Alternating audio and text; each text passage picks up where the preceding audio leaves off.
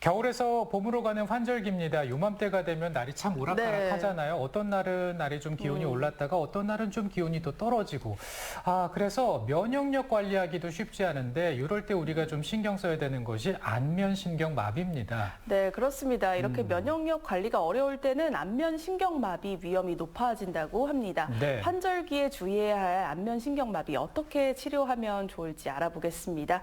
한방내과 전문의 이희범 원장과 함께합니다. 원장님 안녕하세요. 어서 오십시오. 안녕하십니까. 자, 원장님 먼저 안면신경마비가 어떤 질환인지 궁금한데요. 우리가 평소에 이제 구안화사라고 얘기하잖아요. 이게 안면신경마비라고 볼 수 있을까요? 예, 거의 같은 뜻이라고 보면 네. 되겠는데 네. 일단 안면신경에 대해서 설명을 먼저 드리면 뇌에서는 좌우에 각각 12쌍의 뇌신경이 나오는데 안면신경도 그 중에 하나입니다. 안면신경의 역할은 얼굴의 근육을 움직이는 게 주로 하게 되고 그다음에 혀의 일부에서는 맛을 느끼는 역할도 하게 되고요. 그래서 어떤 이유에서든 안면신경이 손상이 되고 그래서 안면신경 마비가 생기게 되면 얼굴 근육을 내 마음대로 움직일 수가 없고 혀가 얼얼해서 맛도 좀 잘 안 느껴지는 그런 증상들이 나타나게 되죠. 네. 말씀하신 것처럼 구안화사라는 거는 입구, 눈 안, 그래서 구안이 비뚤어졌다는 뜻이기 때문에 네. 안면마비와 거의 비슷한 뜻이라고 생각하시면 되겠습니다. 네, 근데 이렇게 증상이 나타나면 몸에 이상이 생긴 건 아닐까, 맞아요. 특히나 뇌에 문제가 생긴 건 아닌가 엄청 걱정이 많이 될 것 같은데 그런데 이렇게 걱정할 일이 아닌 게 이 안면신경마비가 두 가지 종류로 나눠진다고 하더라고요. 네, 맞습니다. 방금 말씀하신 것처럼 뇌에 문제가 있는 게 아닌가라고 걱정하시는 분들이 많을 텐데 그래서 중추성 안면신경마비와 말초성 안면신경마비로 구분을 해볼 수가 있겠습니다. 그래서 네. 제가 준비해온 자료 화면을 보시고 제가 설명을 드리겠습니다. 네. 일단 중추성 안면신경마비라는 것은 뇌경색이나 뇌출혈로 인한 뇌 실질의 손상 그리고 뇌종양 등이 있는데요. 뇌 속의 병변이 원인이 되는 것입니다.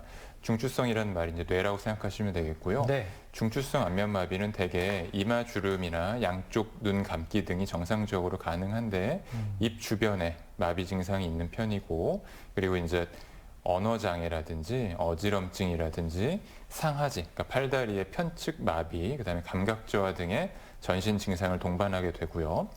말초성 안면마비는 벨마비라는 것이 대부분이고 그 밖에도 이제 대상포진의 일종인 램지언트 증후군이라든지 그다음에 종양 때문에 생기는 신경 손상 등이 있습니다. 말초성 안면마비 같은 경우에는 중추성과는 다르게 이마 주름을 잡을 수가 없고 그러니까 환자분들한테 눈을 치켜 떠보라고 했을 때 그게 이제 안 올라간다는 거죠. 그리고 눈 감는 것도 역시 불가능해지는 차이점이 있습니다. 네. 근데 보통 이게 보면 불편한 데서 잤더니 갑자기 뭐 이런 식의 이야기를 매체나 이런 곳에서 들어본 적이 있었는데 지금 이런 증상들은 그러면 처음부터 있는 건지 아니면 어느 날 갑자기 생기는 건지 이 점도 좀 궁금해요. 보통은 전조 증상이 있는 경우들이 그래요? 있는데 네. 보통은 환자분들이 여기 귀 한쪽에 귀 안쪽이라든지 머리 쪽으로 통증이 좀 심하게 온다 싶었는데 네. 그때는 이제 얼굴에 마비는 없었고요. 근데 그런 상황에서 한 2, 3일 지나가 보니까 갑자기 이제 얼굴이 마비가 온다는 것인데 안타깝게도 사실 처음에 이 귀 속에 통증이라든지 두통이 있을 때 이거는 꼭 마비로 연결된 것이라는 걸 예측하기는 어렵죠. 그래서 보통 뭐 이비인후과라든지 신경과에 가서 두통 또는 뭐 귀통증 약을 처방받고 먹고 있었는데 갑자기 이제 한 2, 3일 지나 보니까 얼굴이 돌아갔다더라 하는 분들이 많이 있고 그래서 이런 증상들이 있기 때문에 안면마비에는 전조 증상이 일단 있다고 보시는 게 맞겠고요. 네네. 그다음에 안면신경마비의 주요 증상에 대해서 제가 한번 자료를 보면 설명을 드리겠습니다. 네. 이 환자는 이제 우측의 안면신경마비가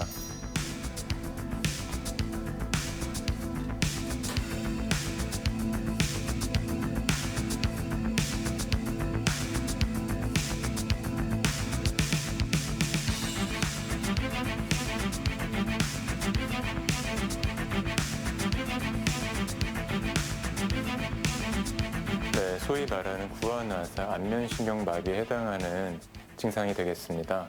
병원에서 지금 약을 처방받아 드시고 있다고 말씀을 하셨는데요. 안면신경마비는 초반에 1, 2주 정도를 급성기라고 보는데 급성기에는 증상이 더 진행하고 마비가 더 진행할 수 있다는 것을 일단 알고 계셔야 되겠습니다. 치료를 하더라도 자고 났더니 입이 더 돌아간다든지 눈이 더 안 감긴다든지 하는 증상이 나타날 수 있고요. 일단은 지금 약만 드시고 있다고 말씀을 하셨는데 아마 스테로이드 처방을 드시고 계실 것 같습니다. 거기에 추가적으로 한약 처방이라든지 약침 치료, 침 치료, 추나 치료 등이 안면신경마비 호전시키는 데 훨씬 더 많이 도움이 되기 때문에 병행해서 치료하시는 것이 훨씬 더 좋겠습니다.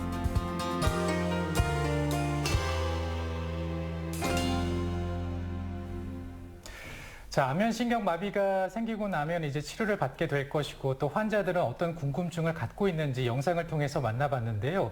근데 우리가 좀 더 얘기를 해볼 게 이제 이 증상에 대해서 예. 좀 자료 준비한 게 있잖아요. 예, 그걸 예. 한번 보면서 얘기 나눠볼까요? 예, 제가 안면신경마비 증상에 대해서 한번 네. 동영상 보면서 말씀을 드리겠습니다. 네.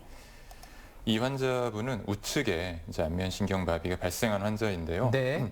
눈 주변의 근육들이 마비가 되기 때문에 아까 말씀드린 것처럼 이마 주름이 잘 잡히지가 않고 눈이 잘 감기지가 않는 이런 불편한 게 있죠. 그리고 눈물이 많이 나기 때문에 생활하는 데도 상당히 많이 불편이 있고요. 네. 그리고 이제 볼과 입 주변 근육을 움직일 수가 없기 때문에 식사를 할 때 음식을 씹는 것도 많이 불편하고 많이 끼게 됩니다. 음식물이. 그리고 양치질을 할 때 또는 이제 뭐 국물을 먹을 때 물이 한쪽으로 많이 새게 되고요. 네. 그다음에 표정을 짓는 것도 상당히 어색해지는 그런 상황이 되죠. 그렇군요. 근데 또 궁금한 것이 우리가 병원에 가기 전에 뭔가 이게 안면신경 마비인지 아니면 일시적인 증상인지 확인할 수 있는 진단법이 있을까 싶거든요. 예, 이제 환자분들께서 쉽게 볼 수 있는, 쉽게 네. 이제 알아볼 수 있는, 체크해 볼 수 있는 진단법이 있긴 한데요. 네네. 네, 이제 제가 당부드리고 싶은 말씀은 네. 증상이 뭔가 좀 있다면, 얼굴이 좀 뻣뻣하고 뭔가 이상한 감각이 있고 잘 움직이지 않는다면 일단은 병원에 가서 진료를 보시는 걸 추천을 드리고요. 네. 참고로만 일단 제가 준비한 거를 보시도록 하겠습니다. 네. 안면신경의 기능을 얼굴 부위별로 10가지 동작으로 나눠서 각각의 움직임 정도를 점수를 매겨서 마비 정도를 파악하는 평가법인데요. 평가를 통해서 안면신경 마비 정도를 측정해 볼 수가 있겠습니다. 그래서 네. 완전 마비는 0점, 그다음에 정상은 4점으로 해서 총 10개니까 40점 만점으로 계산을 하게 되고요. 평가를 통해서 자신의 안면신경 마비 정도를 측정해 보는 것은 유용하지만 마비가 처음 시작됐을 때 그때는 이제 병원에 가셔가지고 진단을 받으시는 것을 추천을 드리겠습니다. 네, 이렇게 초기에 증상이 나아지지 않는 것 같아도 꾸준한 치료가 참 중요할 것 같은데 맞습니다. 병원을 찾으면 어떤 치료를 받게 되는지 자세히 알아보겠습니다. 어떤 치료를 받게 될까요? 일반적으로는 이제 무저항 요법이라고 해서 네. 얼굴 근육을 틀어진 부분을 바로 잡아주는 치료를 하게 되겠고요. 네. 그다음에 한약 처방, 그다음에 약침 치료, 침 치료 등이 있는데요. 이것도 무저항 요법부터 먼저 설명을 드릴 건데 영상을 보면서 말씀드리는 게 더 쉽게 이해가 될 것 같습니다. 네. 이 환자분 역시 오른쪽에 이제 마비가 생긴 건데요. 침을 놓는 곳은 왼쪽이죠. 그래서 일단은 마비가 되지 않은 곳에 먼저 침을 놓고 치료를 시작을 하게 되고, 네. 그래서 안면부 무저항 요법이라는 것을 진행을 하게 됩니다. 이 틀어진 안면 근육을 정상 위치로 되돌려주는 신경 근육 재훈련 수기 요법이라고 할 수 있겠는데요. 네. 단순히 안면 근육을 일시적으로 정상 위치로 돌려놓는 것이 아니라 이 신경 근육 재훈련 수기 요법을 통해서 뇌를 재교육시켜서 안면 신경과 각각의 근육을 올바르게 맞춰주는 것이 무저항 요법의 핵심입니다. 이러한 방법은 근육과 뼈를 이어주는 조직의 고유 수용성 감각을 자극하여 기능과 근력을 근본적으로 향상시키기 때문에 회복에 더욱더 효과적입니다. 네.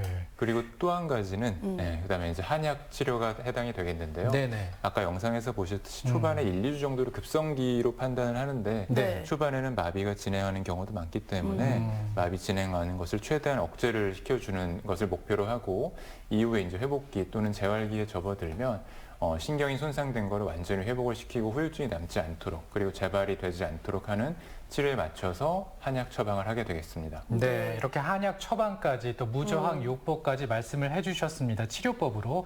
근데 이렇게 치료를 받다 보면 이제 일상생활 어떻게 우리가 네. 하면 좋을지도 궁금함이 생기는데요. 두 번째 환자의 궁금증 지금 공개합니다.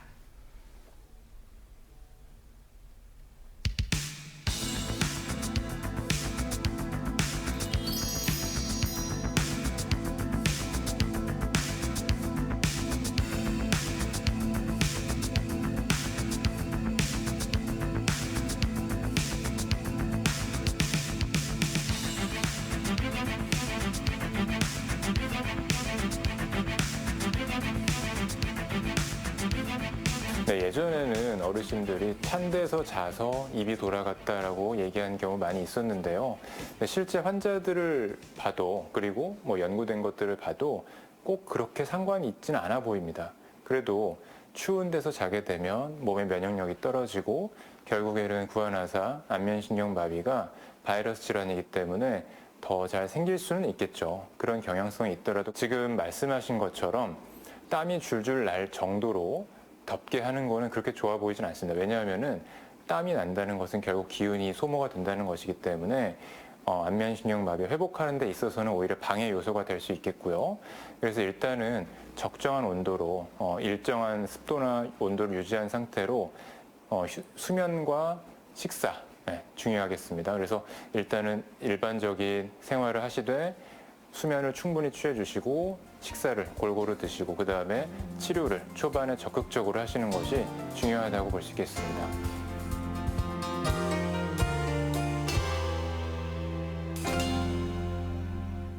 얘기를 들어보니까 네. 면역력 관리가 정말 중요하겠다 이런 생각이 네. 들어요. 그리고 또 이게 증상이 발현됐을 때 치료를 받으면서도 큰 차도가 바로 보이지 않으면 이 효과가 있는 걸까 이런 생각을 하시면서 치료를 받다가도 안 가시는 분들도 있을 것 같거든요. 네. 그래서 일단은 초기 치료가 중요하다고 볼 수가 있겠는데요. 네. 다시 한번 말씀드리지만 초기에 1, 2주 정도는 급성기라고 보고 신경의 마비가 더 진행되는 경우도 굉장히 흔합니다. 그래서 네네. 환자분들이 자고 났는데 입이 더 돌아간다든지 눈이 더 안 감긴다든지 하는 경우들도 많이 있고요. 그다음에 이제 한번 마비가 진행이 되면은 신경이 손상이 되게 되면 시간이 갈수록 마비가 회복되는 게 점점 회복력이 떨어집니다. 네. 그래서 초기 회복력이 좋을 때 치료하는 것이 당연히 더 좋겠고요. 환자분들께서 이제 가장 걱정하시는 것은 후유증이죠. 이 입이 돌아가 있고 눈이 안 감기고 하는 것들이 오랫동안 남아있게 되면 어떨까라는 걱정을 하시게 되는데 실제로도 초반에 치료가 좀 부족한 경우에는 나중에 뭐 몇 달, 이제 몇 년까지도 후유증이 남는 경우들이 있기 때문에 이런 것들을 막기 위해서라도 초기에 빨리 병원에 가셔서 치료를 받는 것이 중요하겠습니다. 네, 우리가 평소에 이제 안면신경마비 좀 예방하는 게 가장 중요하겠다 이런 생각 드는데 예방법 좀 간단하게 정리 부탁드립니다. 아까 제가 뭐 추위랑은 뭐 크게 연관은 없어 보인다 이런 말씀도 드렸지만 네. 근데 어떤 면에서는 추위와도 연관이 있는 거는요. 네. 감기 생각하시면 되는데요. 안면마비도 바이러스 질환이기 때문에 추운 데서 감기가 잘 걸리는 것처럼 꼭 춥다고 감기가 걸리는 것은 아니지만 네네. 추운 환경, 그다음에 몸이 많이 힘들고 정신적인 스트레스가 심할 때 감기에 잘 걸리는 것처럼 그런 상황에서 얼굴에 감기가 걸렸다고 생각하시면 되거든요. 그래서 네. 아까 동영상에서 말씀드렸던 것처럼 일단 평소에 생활 관리를 충분히 좋게 하시게 되면은 이걸 예방할 수 있는 방법이 되지 않을까 싶습니다. 알겠습니다. 자, 오늘 한방 내과 전문의 이희범 원장과 함께 안면신경 마비에 대해서 자세한 내용 살펴봤습니다. 오늘 잘 들었습니다. 고맙습니다. 감사합니다. 감사합니다. 혜영 씨 오늘 고맙습니다. 감사합니다.